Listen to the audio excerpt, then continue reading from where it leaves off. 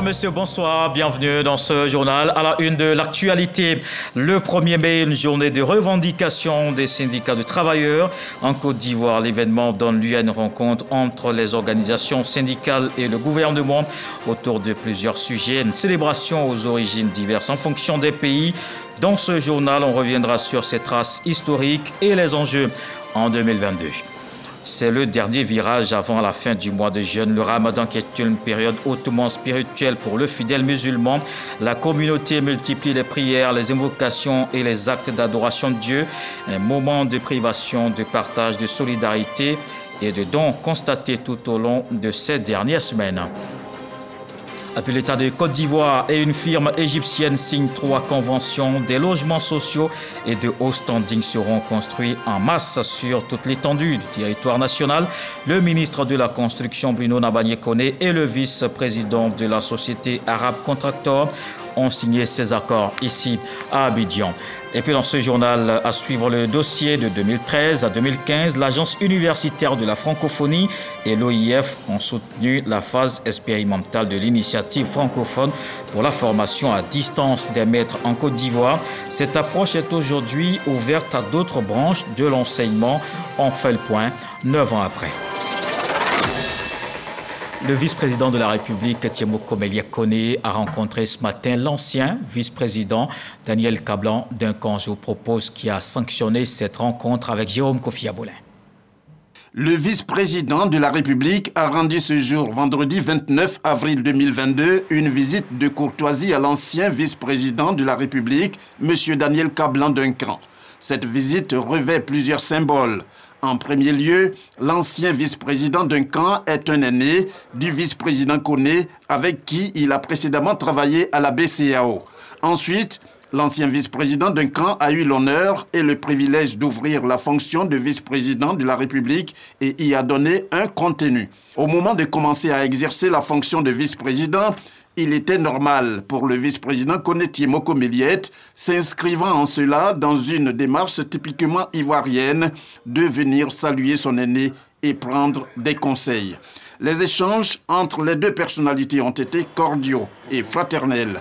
Ils ont fait un tour d'horizon des progrès réalisés depuis 2011 par la Côte d'Ivoire dans tous les domaines, notamment en matière de social et d'infrastructure, ainsi que des défis à relever.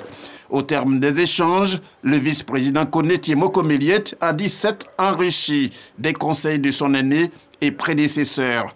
Le vice-président a indiqué que ces conseils lui seront utiles dans ses missions aux côtés du président de la République, son Excellence, M.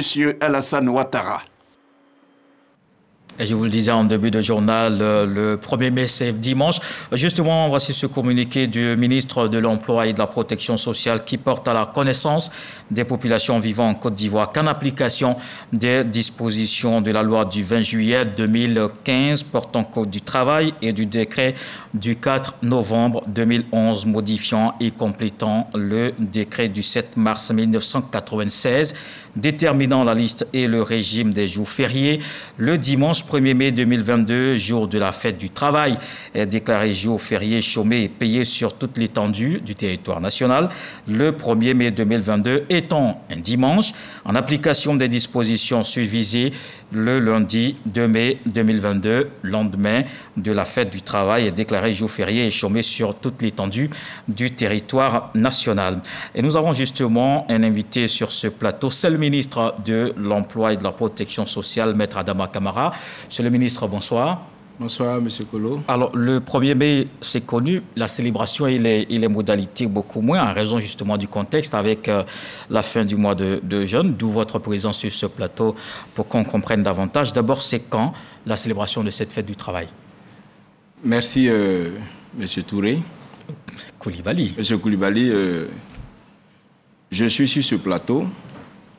D'abord, je voudrais remercier le ministre de la Communication et le directeur général de la RTI qui ont bien voulu accéder à ma demande de passer sur le plateau, et ce, dans un souci d'anticipation face à la forte probabilité que la fête de fin de Ramadan coïncide avec la fête du travail qui a lieu le 1er mai. Si cette probabilité se réalise, nous allons nous retrouver dans une situation où 2 cérémonies commémoratives devront avoir lieu. La cérémonie commémorative de la fête du travail et celle de la fête de fin de Ramadan.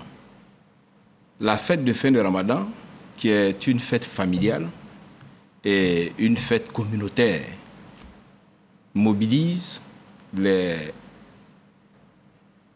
musulmans à y aller à la mosquée.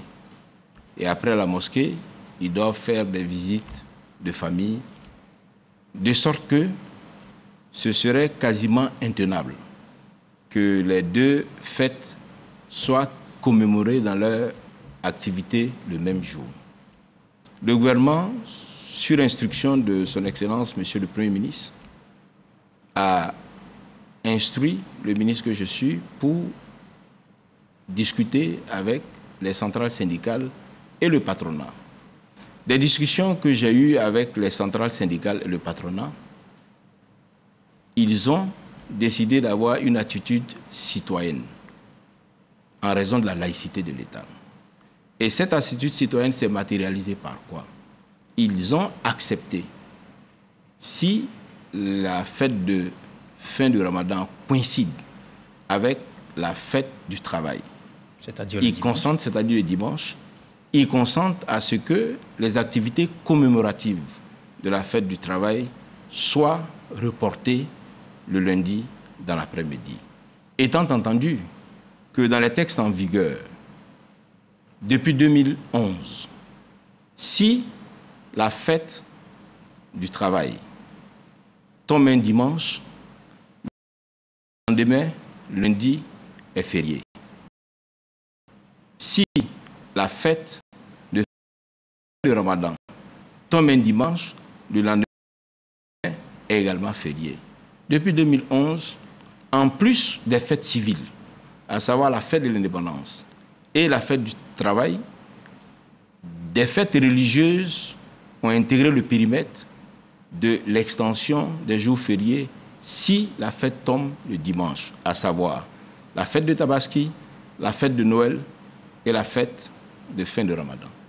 D'accord. Alors on va revenir. Ça, c'était le premier cas que vous avez pris. Si la fête, évidemment, c'était le dimanche, la célébration de la fête du travail, ce serait lundi après-midi.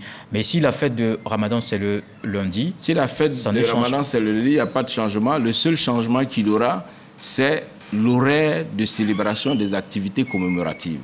Au lieu du matin, les activités commémoratives auront lieu le lundi dans l'après-midi à partir de 15h dans les jardins de la primature. D'accord. Alors, il faut noter également qu'il y a 2 types de régimes, donc des jours fériés. Il y a des jours fériés chômés et payés et il y a des jours fériés simples. Alors, pourquoi il y a cette différenciation? Le Code du travail a prévu 2 jours fériés chômés payés. Vous avez la fête de l'indépendance et la fête du 1er mai. Les autres jours qui sont fériés chômés sont la conséquence de ce que certains fêtes, comme je l'ai indiqué, les fêtes civiles et les fêtes religieuses qui tombent un dimanche et le lundi est férié chômé et non payé. D'accord. Alors ici, dans le cas présent, la fête de Ramadan, c'est le lundi. Est-ce que le mardi est férié? Non, le mardi est un jour ouvrable. Et tous, nous devons nous rendre au travail le mardi parce que le mardi n'est pas férié. Encore moins chômé. D'accord. Merci, Monsieur le ministre. Alors, on va peut-être revenir sur les différents cas de figure pour qu'on comprenne bien où pour lesquels le lundi est férié quand la fête, c'est le dimanche. C'est quel genre de fête exactement? Il y a 2 fêtes civiles qui sont concernées. La fête de l'indépendance et la fête du travail. Depuis 2011, 3 fêtes religieuses sont concernées. C'est la fête de Tabaski, la fête de Noël et la fête de fin de Ramadan. D'accord. Merci. C'est moi qui vous remercie. Merci, Monsieur le ministre, pour toutes ces explications. On a bien compris. Je rappelle que nous recevions le ministre de l'Emploi et de la Protection sociale, Maître Adama Camara. Merci, monsieur le ministre. C'est moi qui vous remercie. Et la fête du travail a des origines ouvrières. Elle tire ses sources des manifestations des salariés américains qui réclamaient une journée de 8 heures en 1886. Beaucoup de batailles au fil des années pour devenir aujourd'hui un jour de revendication des syndicats de travailleurs. Laure Goretti et Didier Nguesson nous en parlent. La fête du travail a des origines ouvrières et anarchistes vieilles de près de 140 ans. C'est à Chicago, le 1er mai 1886, qu'une grève générale est lancée et suivie par 400 000 salariés qui paralysent un grand nombre d'usines. Ils réclament la journée de 8 heures de travail, car à cette époque, la durée de travail pouvait monter jusqu'à 14 heures par jour. Les patrons de ces usines s'y opposent et le mouvement s'éternise jusqu'au 4 mai 1886. Lors de l'une de leurs manifestations, des policiers sont visés par une bombe. Le bilan est lourd, avec plus de 10 morts, 5 grévistes sont arrêtés et condamnés à mort. 3 ans après ces émeutes de Chicago, à Paris, l'Internationale ouvrière se réunit et adopte le 1er mai comme la journée internationale des travailleurs. En 1919, toujours à Paris, le Sénat ratifie la journée de 8 heures et fait du 1er mai 1920, à titre exceptionnel, une journée chômée. Depuis le premier jour du mois de mai est restée la journée internationale des revendications salariales et des défilés des travailleurs. En 1941, sous l'occupation nazie, le maréchal Pétain décrète le 1er mai comme fête du travail et de la concorde sociale. C'est de là que l'expression fête du travail est retenue. Paris, le 30 avril, le 1er mai devient alors journée chômée et payée et se caractérise par une interdiction légale de travail sans réduction de salaire. Et la politique de l'accès au logement se poursuit. Le ministre de la Construction enchaîne la signature de conventions avec les opérateurs. Bruno Nabagné-Kone et le vice-président de la société égyptienne Arabe Contractor, Ahmed Elassa, ont signé 3 accords. Cette entente permettra de produire en masse des logements sociaux et de haut standing sur toute l'étendue du territoire national. Cheikh Kone. 3 conventions signées, dont un mémorandum d'entente pour renforcer la coopération économique entre l'Égypte et la Côte d'Ivoire, un accord cadre de négociation pour la réalisation de bâtiments administratifs et enfin une convention pour la construction de logements sociaux et haut standing. Ce sont là les premières retombées de la visite de prospection menée du 2 au 4 février dernier par le ministre de la Construction, du Logement et de l'Urbanisme, Bruno Nabagné-Kone, au Caire, en Égypte. Une visite qui a été très riche. Cela a été rappelé tout à l'heure, au cours de laquelle nous avons rencontré un grand nombre d'entreprises égyptiennes, où nous avons pu voir des projets pharaoniques réalisés par ce grand pays qu'est la République arabe d'Égypte. Et nous avons ensemble décidé avec nos interlocuteurs rencontrés sur place, en particulier avec mon homologue en charge de la construction de l'urbanisme et le président d'Arabe Contractor, de faire en sorte que cette visite se poursuive à travers des projets concrets à réaliser en Côte d'Ivoire. Dans la pratique, 20 000 logements sociaux et haut standing sortiront des terres. Selon les termes de la convention, le promoteur égyptien devra respecter les prix de base afférents aux logements sociaux en Côte d'Ivoire. L'Égypte, c'est un pays qui est en chantier, très fortement. C'est un pays qui a de très grandes capacités dans le secteur du bâtiment et des travaux publics. C'est un pays qui peut être un modèle également au niveau du logement social. Prévue sur une durée de 10 ans, la première tranche du projet de construction sera réalisée dans les localités d'Aoué et Yaou, respectivement à Lépé et Bonoua. Le ministre d'État Kobena Kwasi Adjoumani était dans la région du Gontougo. Il a, au cours d'une messe puis d'une rencontre avec la communauté musulmane, exhorté chrétiens et musulmans à prier pour les hautes autorités du pays, des prières également pour la cohésion sociale afin de favoriser les projets de développement en cours. En Franck Quadion. Moment de recueillement, mais aussi de louange à la paroisse Sainte-Thérèse de l'Enfant Jésus. Nous sommes à Tanda, dans l'Est ivoirien. Ici, la communauté catholique célèbre la fête de la charité. Un moment d'expression du partage, mais aussi du renouvellement de la foi. Et cela en contribuant par la prière et les actes. Les besoins étant nombreux, par exemple la réhabilitation du bâtiment et l'acquisition de domaines fonciers, entre autres. Il s'agit au final d'être plus autonome, comme le rappelle le curé, le père René Kwaku Kosonou. En réponse donc, le parrain, le ministre d'État, ministre de l'Agriculture et du Développement rural, Kobena Kwasi Adjoumani, cadre de la région, a demandé aux fidèles de renforcer cet esprit de partage, mais surtout de prier pour les autorités ivoiriennes et la cohésion en Côte d'Ivoire. Je voudrais vous prier pour le président de la République, son Excellence M. Alassane Ouattara. C'est une autorité et c'est lui qui l'a établi. Et c'est grâce à lui que nous sommes là aujourd'hui. C'est grâce à lui que nous pouvons vous soutenir. Donc si vous priez pour lui, je crois que Dieu va exaucer la prière pour que chaque jour il nous permette d'être à vos côtés. De prier pour le Premier ministre, de prier pour l'ensemble du gouvernement, de prier pour le tout nouveau vice-président de la République. Des paroles, mais aussi une contribution. 5 millions de francs CFA offerts en guise de soutien et un appel à la cohésion bien perçu par toutes les communautés, y compris celles musulmanes de Tanda reçues par le ministre d'État à sa résidence après la messe. Ils nous ont demandé que la paix soit en Côte d'Ivoire. Ils ont prié également pour la cohésion sociale et ils ont prié pour nous, leurs enfants, afin que la paix règne en notre sein, la cohésion également. Reconnaissance au chef de l'État pour les actions de développement réalisées dans la région, un point important qu'a tenu à relever la communauté musulmane lors de cette visite. Des échos de la nuit du destin. Là, tout le cadre célébré à Dimbokro. Toutes les mosquées de la ville étaient au rythme de cette importante célébration.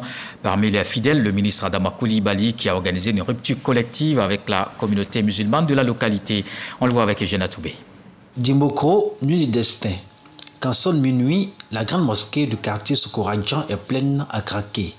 Femmes, hommes et jeunes musulmans drapés dans leurs plus beaux habits attendent d'écouter les sermons de l'imam avec une attention soutenue et beaucoup de ferveur. La nuit du destin, nuit bénie pour les musulmans, est avant tout moment de ferveur et de partage, autant que l'est tout le mois du Ramadan. Les dignitaires religieux et les imams sont en train de faire des prêches en lien avec les dispositions pertinentes du Coran. Les versets les plus importants du Coran sont donc rappelés à l'attention de la communauté musulmane, pour essayer d'infléchir le comportement des uns et des autres allant dans le bon sens, pour faire de chacun un meilleur musulman. Quelques heures plus tôt, les fidèles musulmans vivaient ce moment de partage et de ferveur communicative à travers la rupture collective précédant cette nuit bénie, appelée aussi Laylatul Qadr. Rupture collective organisée par le ministre Adama Coulibaly de l'économie et des finances en sa résidence et à laquelle le préfet de la région d'Unzi, préfet du département de Dimbokro et les populations dans leur diversité ont pris part. La nuit du destin ou Laylatul Qadr est célébrée la 27e nuit du mois de Ramadan. Elle équivaut en termes de valeur à 1000 mois d'adoration.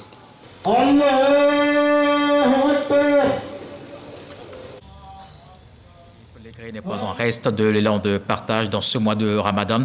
Il était aux côtés d'un musulman du district du Bassa Sandra. Il a fait don de tonnes de riz et de sucre aux fidèles musulmans des régions de la Nawa, du Gokle et de San Pedro. Le reportage de Sam Kona. 7 tonnes de sucre et 6 tonnes de riz, c'est le don que fait le ministre-gouverneur Philippe Légré à la communauté musulmane du district autonome du Bassa Sandra en cette période de jeûne musulman. Des dons remis par les autorités préfectorales des différentes localités aux responsables des mosquées. Ces dons-là nous donnent la force pour prier pour le président de la République et sa femme Dominique Ouattara et tout le gouvernement. Ils nous donnent force pour prier, pour bénir aussi le ministre, que Dieu nous donne la paix, que la paix règne sur toute la Côte d'Ivoire. Dieu va les remercier à nos places. Nous donnons du riz en fin de mois de carême, où ces moments sont difficiles. Nous pouvons implorer le Seigneur pour qu'il les paye au centime. Nous remercions très vivement le gouvernement de Côte d'Ivoire Et nous sommes reconnaissants à travers notre ministre-gouverneur qui nous a fait ce grand don.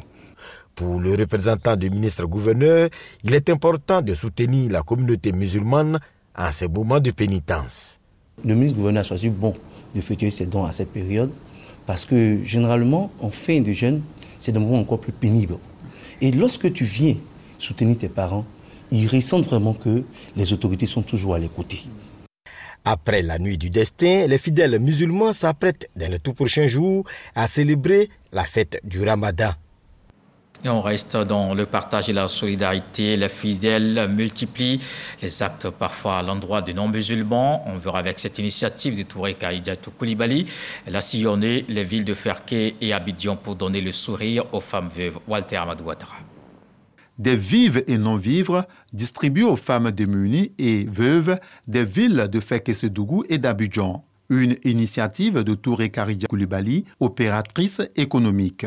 Ces dons vise à soulager les femmes et les enfants en cette période de pénitence. On a profité pour faire des dons de riz et de sucre et de quelques soutiens financiers aux endroits des femmes pour les aider, pour pouvoir préparer. Avec la situation du pays, la vie est chère, donc j'ai apporté mon petit soutien auprès de ces femmes pour pouvoir bien fêter, pouvoir bien faire le ramadan. L'utilité de ce geste de solidarité est soulignée par les bénéficiaires qui expriment leur gratitude. Mois de carême, elle nous a donné cadeau. En tout cas, le 8 mars aussi, elle nous a fait cadeau. Je remercie de tout mon cœur. Elle n'a pas fait de différence. Chrétiens comme musulmans, nous tous, nous avons reçu des cadeaux d'elle. Donc pour cela, nous remercions beaucoup Kadi. Après Ferké-Sédougou et Abidjan, la donatrice entend mener d'autres actions humanitaires afin de soulager les populations les plus vulnérables. Et les musulmans de l'UNJCI ont procédé à la rupture collective du jeûne, une tradition respectée cette année, avec comme invité le ministre de l'Hydraulique et de l'Assainissement.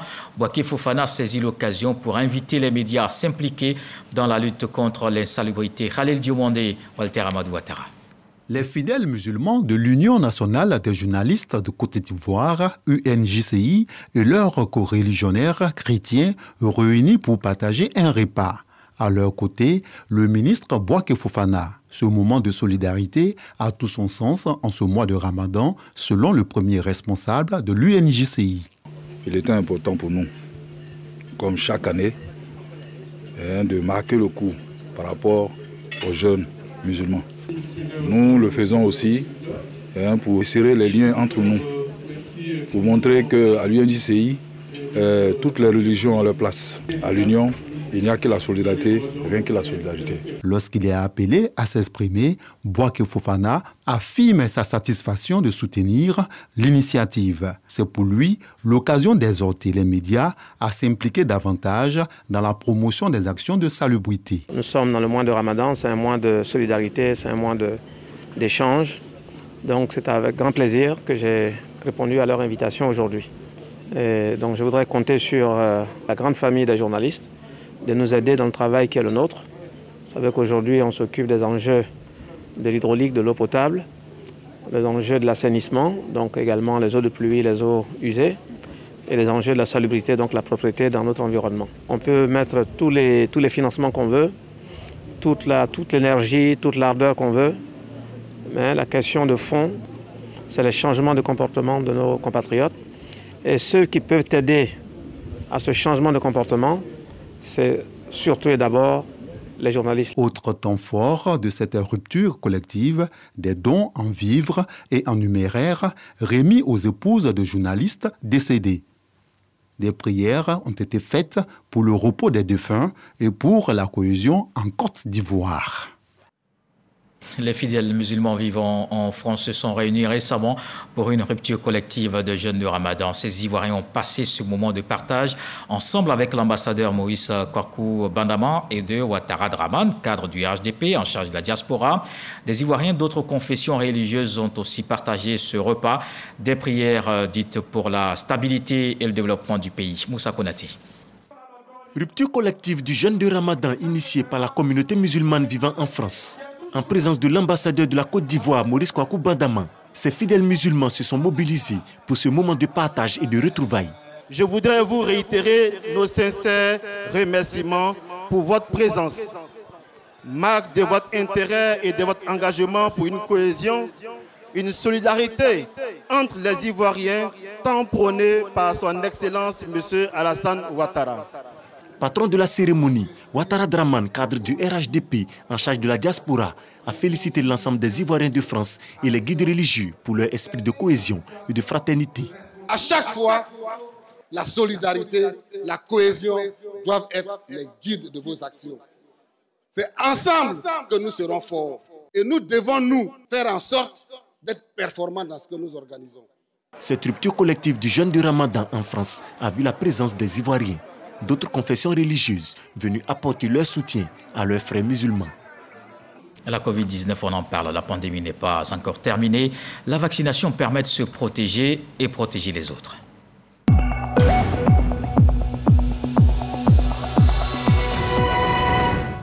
Le ministère de la Santé